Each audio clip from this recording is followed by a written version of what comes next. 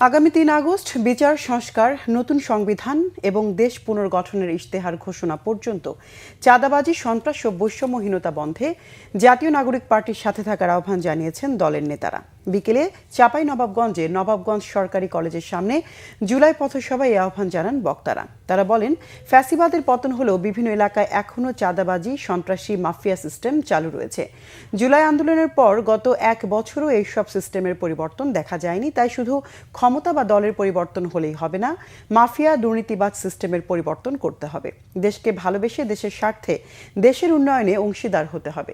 জাতীয় নাগরিক কমিটি এনসিপির চাঁপাইনবাবগঞ্জের প্রধান সমন্বয়কারী মোহাম্মদ আলাউল হকের সভাপতিত্বে শোভাযাত্রা ও পথসভায় কেন্দ্রীয় কমিটির আহ্বায়ক মোহাম্মদ নাহিদ ইসলাম, সদস্য সচিব আখতার হোসেন, মুখ্য সমন্বয়ক নাসিরউদ্দিন পাটোয়ারি, দক্ষিণাঞ্চলের মুখ্য সংগঠক হাসনাত আবদুল্লাহ, উত্তরাঞ্চলের মুখ্য সংগঠক সার্জিস আলম সহ অন্য নেতারা উপস্থিত ছিলেন।